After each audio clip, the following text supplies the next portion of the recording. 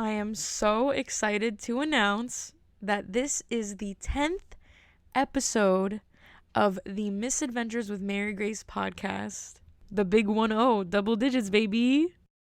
Before I get into the podcast, I just want to say thank you so much for the support, for the listenership, for complimenting the podcast. I've had people reach out to me, and it means the absolute world to me.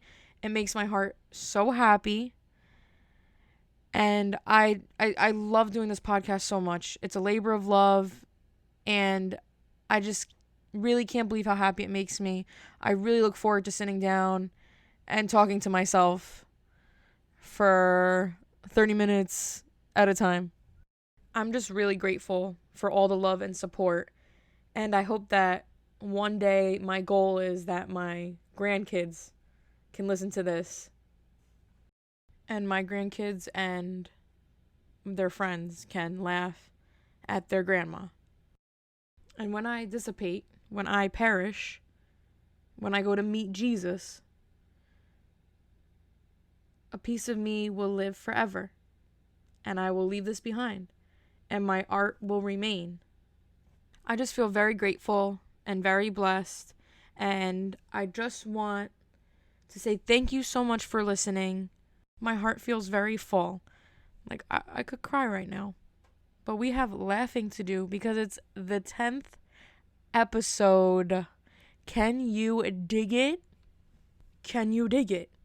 Can you dig it?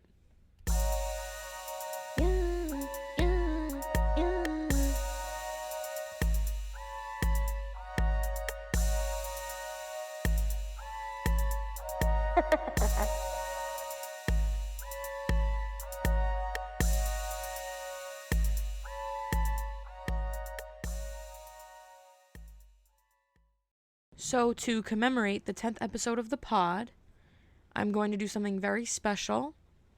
It's going to get real. It's going to get personal.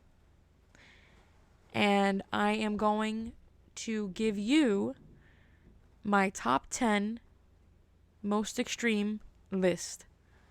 So this will encompass pretty much the top 10 craziest things that have happened to me in my life. The capital of Maryland is Shenaniganville. So put on your seatbelts because we are going 30 and a 25 again. There's always extreme weather outside when I decide to record my podcast. But you know what? We're doing it live. Are you ready for this? Dun dun dun dun. And the countdown begins. Number 10. Number 10 is the time that I thought I was having a heart attack at the Olive Garden. I went to Catholic school and we never had an anatomy class. So I always had to guess which body part was what. Where's my pancreas? My pancreas. Notorious. My little brother called the pancreas the pankias. But I don't know where that... I'm not gonna lie. I don't know where it's located, okay? I'm gonna have to Google it. I don't know where the fibula is. I don't know where the tibius is. But that's okay. I think you only need to know where they are if you break it. I think that's the only reason you need to know where those bones are. So this is the story. I was starving when I went there. And I ate so much of the soup, salad, and breadsticks before I got my entree. And I was in California at the time, so there was no leftovers being brought home.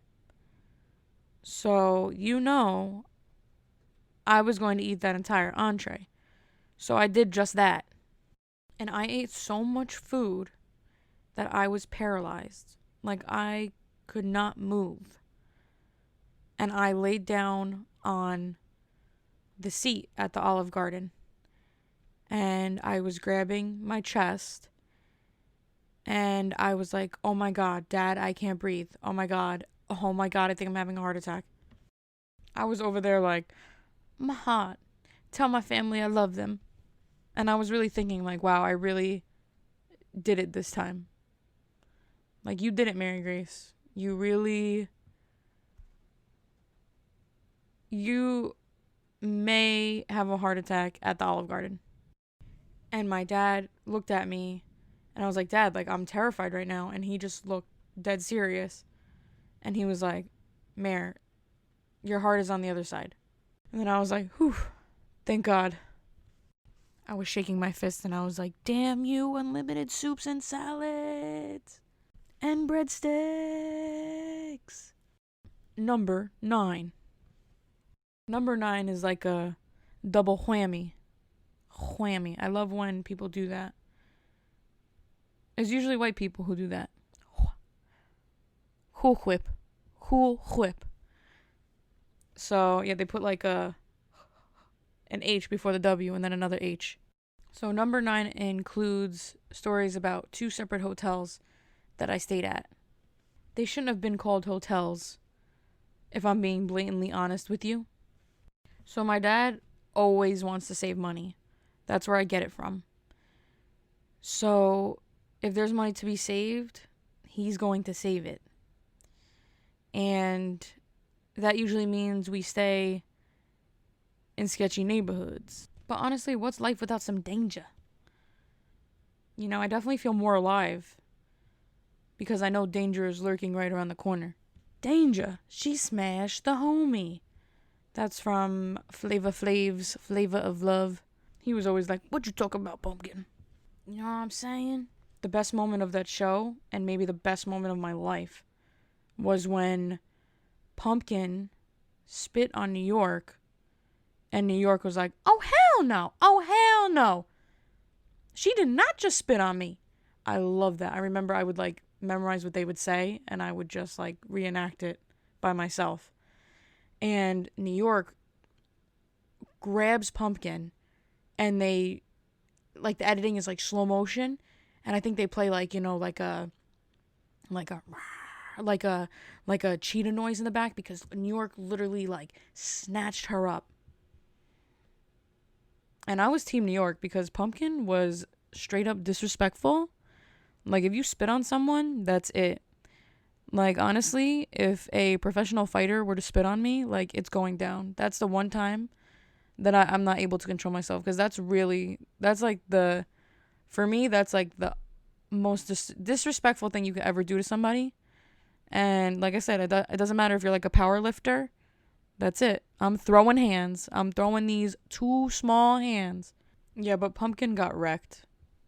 And deservingly so. Like, what did she think was going to happen?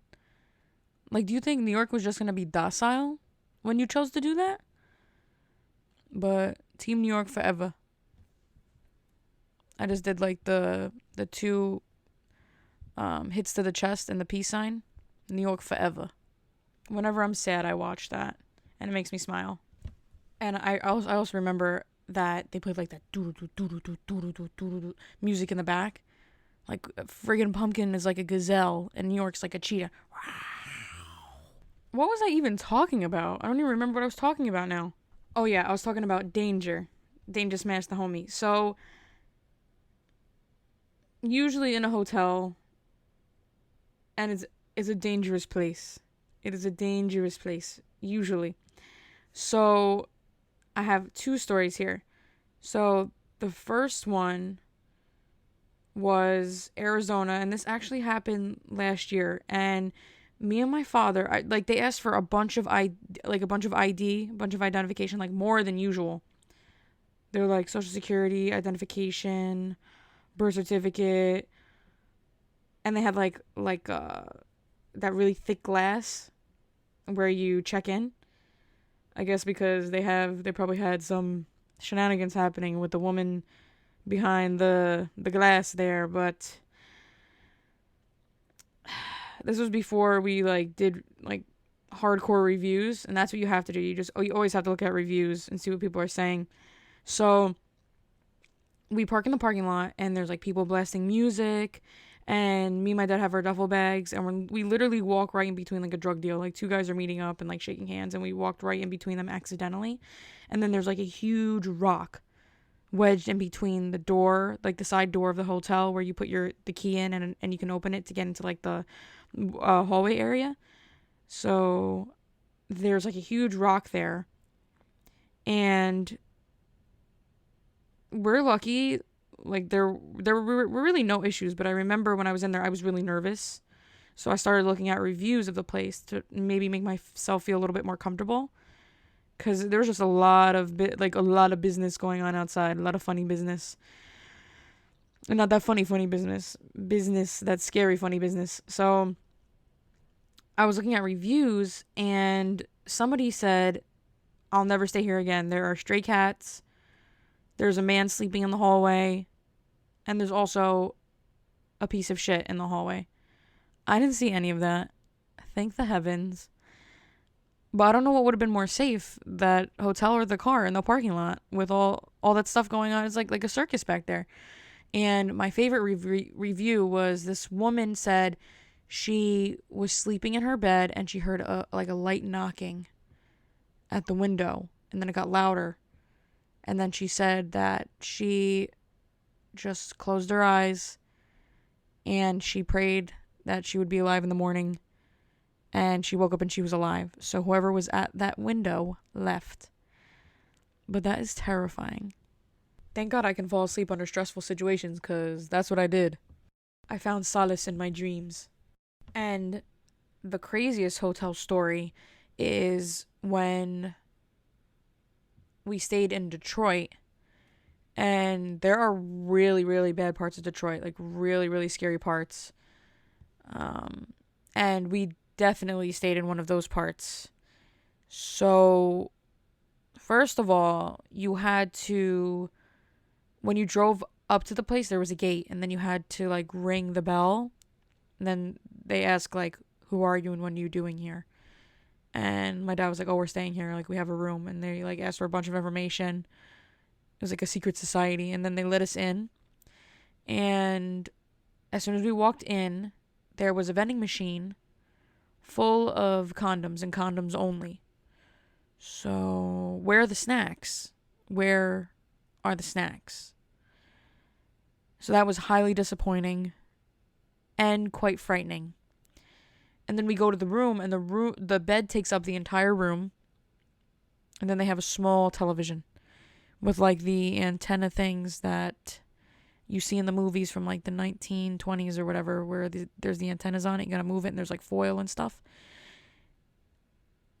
And there was only 3 channels, and one of the channels didn't work. One was like the local news, and the third one was the camera surveillance of the cars in the parking lot. So you can watch your car in the parking lot just in case somebody tries to steal it.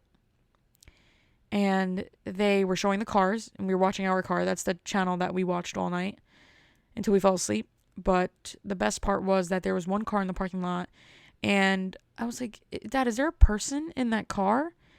And it was a mop in the driver's seat with a bucket on the top to make it look like there was a person in there. So maybe that would deceive people trying to steal vehicles. Very sketchmatech. Scary, but iconic. And it makes for a great story. Number 8. So I went to Ultra Miami, which is the biggest EDM festival in the United States. I went in 2018, and they have like 70,000 people per day. But before I get to that, a side note, that was also the time me and my friends thought that we were getting kidnapped by Scientologists, but then ended up seeing Tiesto perform at a secret location. Just to jot your memes. So, during one of the nights, we were watching Marshmello perform. Pretty sure it was Marshmello. And we saw like the crowd right next to us disperse a little bit. Like everybody moved like away from this one area. And I was like, "Oh my God, what happened?" So I like pushed through everybody, and I looked, and there's a man on the floor shaking profusely, and there was the foam coming out of his mouth already.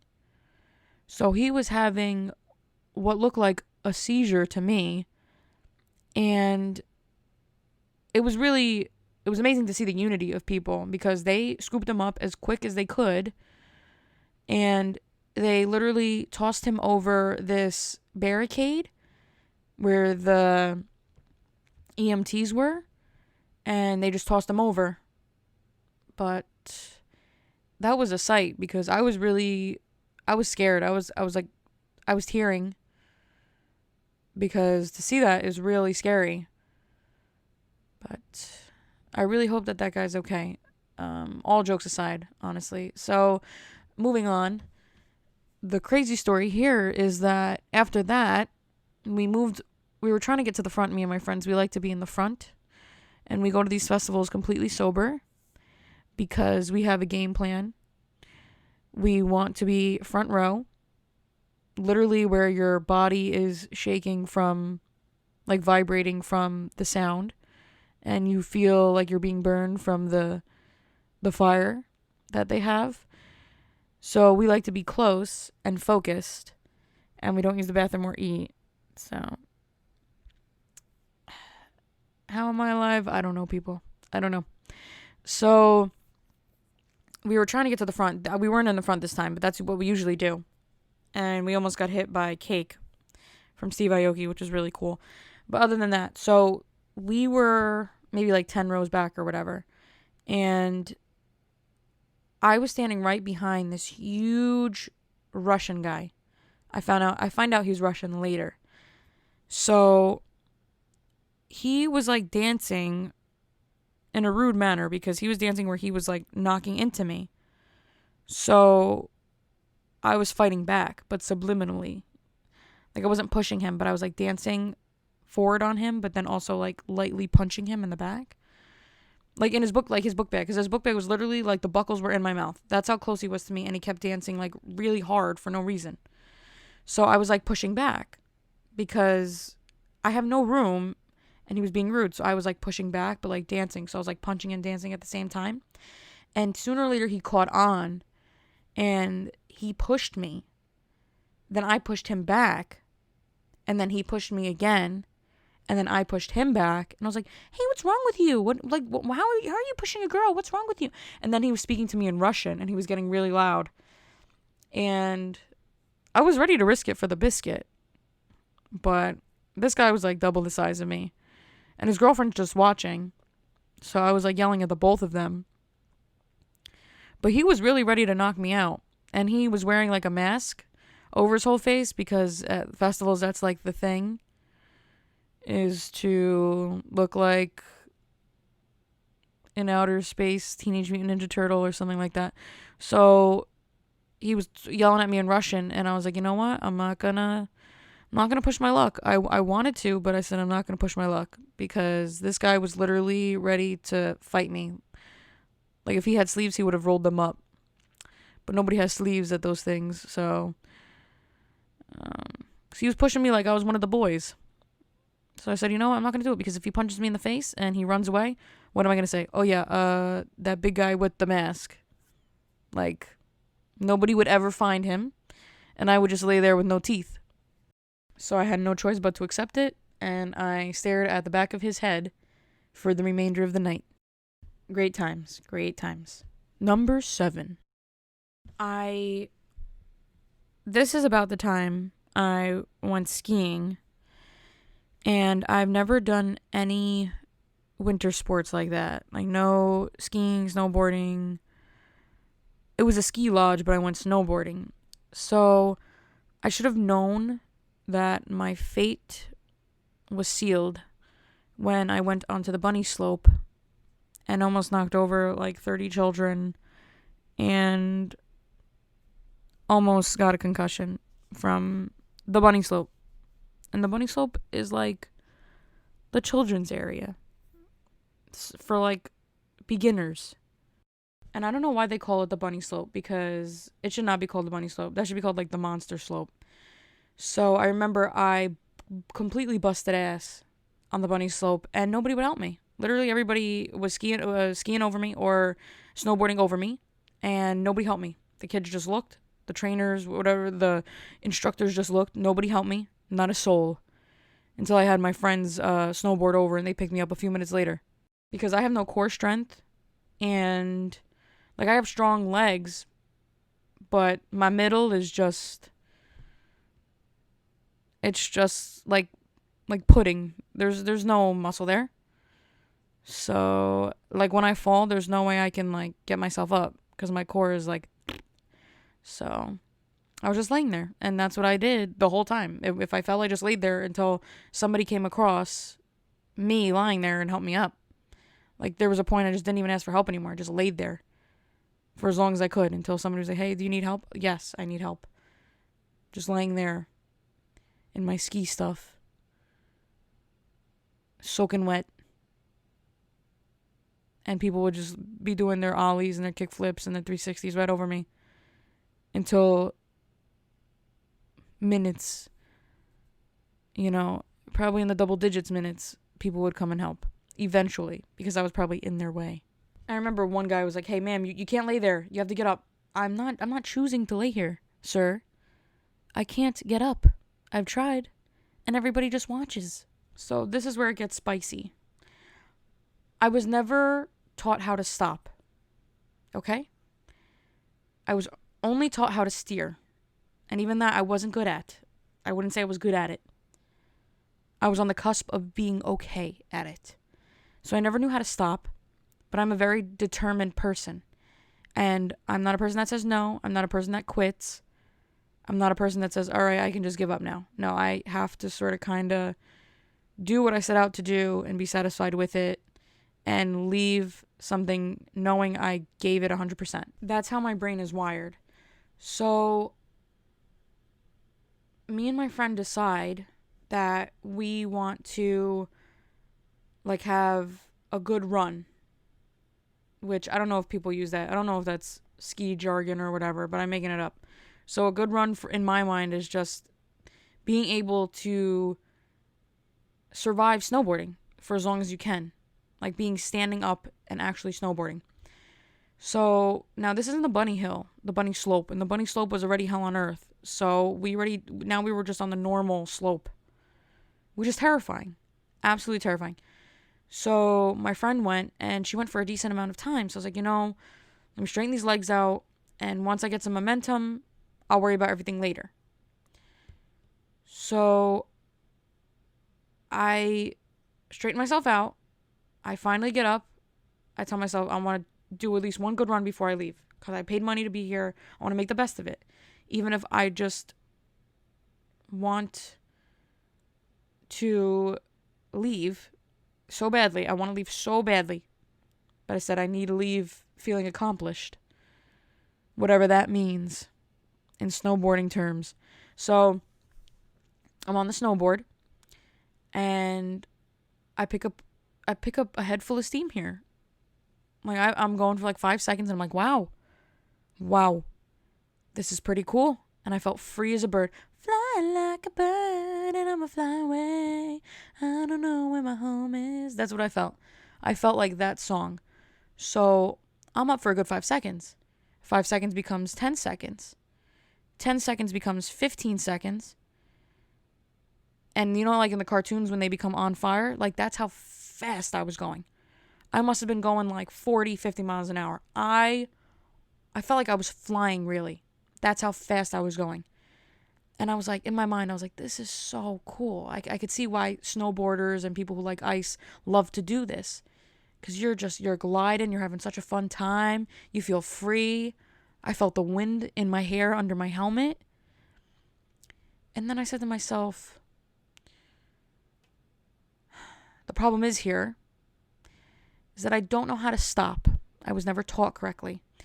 So this is going to end very, very badly. I just don't know how it's going to end yet. So now, like I said, I'm going probably 40 to 50 miles per hour here. I'm flying. And I was going straight, and then all of a sudden, your legs get a little weak or you move in any certain way. I'm starting to do this thing where I'm like swerving back and forth, back and forth, back and forth. And I'm now trying to look for the nearest tree to stop me. I'm just going to grab it and see what happens. There's no trees. There was no trees. So what happens is I try to stop, not knowing how, and I go completely sideways way too quickly. You're supposed to like glide into it. I did it like abruptly. And I go boom, boom, boom, boom, boom, boom, boom. I literally go face first into the snow, bounce again forward, and then slide forward my whole body frontwards on the snow. And when I hit the ground, I felt everything in my body crack. I thought I lost half of me. And I let out this gasp that I didn't even have control over. And I felt like a spirit. I felt like a spirit left my body. And I saw an actual, like, whitish kind of mist come from my body and fly into the Alps. So a piece of me died that day. A piece of me left. And I remember when that happened, I started crying. Because not only did I feel empty inside, but everything hurt so badly. I was crying. And I said, Mary, suck it up, because my friend was coming. So I didn't want to be like, oh my God, it hurts so bad. And my soul's gone. I didn't want to cry. So I was like, and I was just wiping my tears. And she was like, oh my God, are you okay? And I was like, yeah, I think.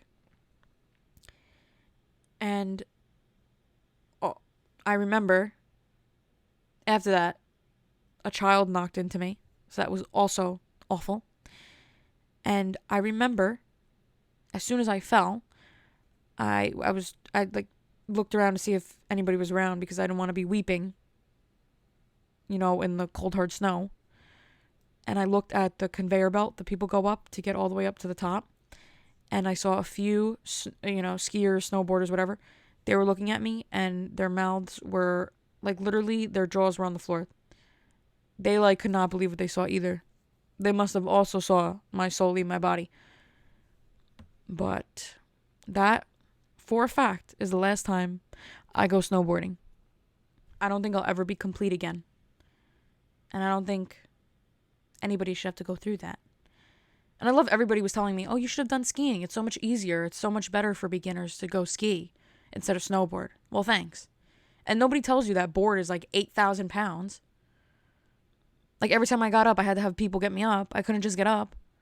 I remember I was in, like, a group with, like, this foreign couple, and they were like, oh my God, are you okay? Whatever accent that is. And I was like, maybe. Because I didn't know if I was okay. I don't like to think about it. Number 6. That's me narrating. I'm hoping that it sounds like somebody else, but it definitely sounds like me with like a deeper tone of voice. So I did a stripping class with Groupon. So our instructor comes in, crawling in, and not in the sexual way, in like the grudge way. And this woman's name is Herbatia. An icon gets an iconic name. And she teaches us that the hips are the key to the stripping business.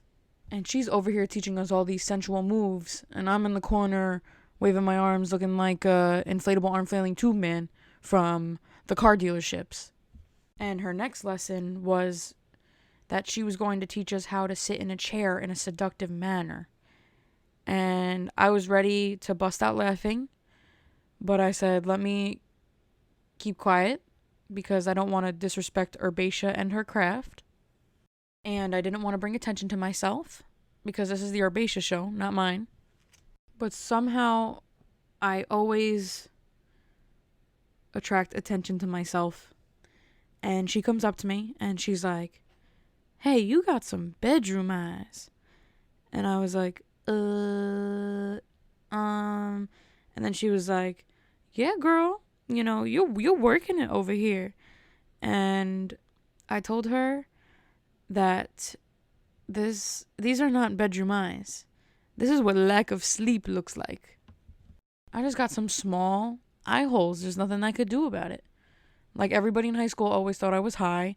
I had my math teacher come up to me at the junior banquet and take the drink out of my hand, and he was like, "Are you drunk or are you high?" And he takes the drink out of my hand, puts his whole mustache in my drink, and sniffs it. And I'm like, "No, my aunt is the secretary of this school, and I'm the captain of the softball team. Like, put some respect on my name, because I have morals. I have standards. Come on. At the junior banquet, when I'm the captain of the softball team, let's be realistic here. And if you do that, that's cool. Like, I'm not judging. I'm just saying that I cannot believe, like, the audacity to take the drink out of my hand and sniff it. Like, I'm not gonna sneak booze into the junior banquet. I didn't even have a purse. So, like, where was I hiding that? Up my ass? But I always get that. And people always ask me that. And I get it from my dad and my sister. My sister has small eyes. We're like, if we were like in the Charlie Brown characters, like, their eyes, they don't have eyes. They just have like those two, like squiggly lines, or like two hyphens. Like, that's what my eyes look like. I can't help myself. It's just my genetics. And then she closes out the class by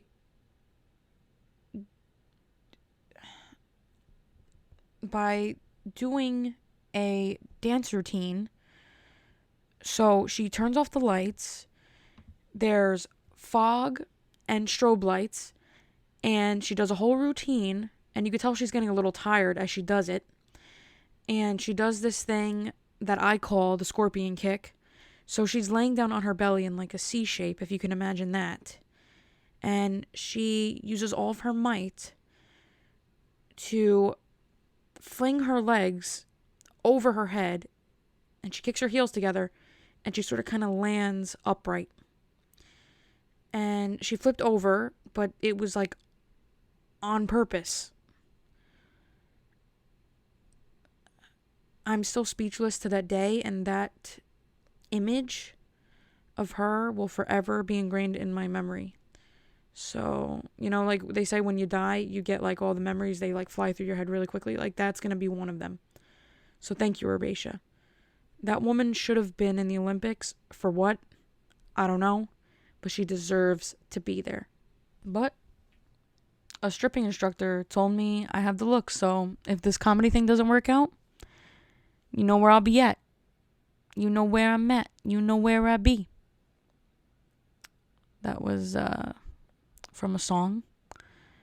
From a Cardi B song. But yeah, you know.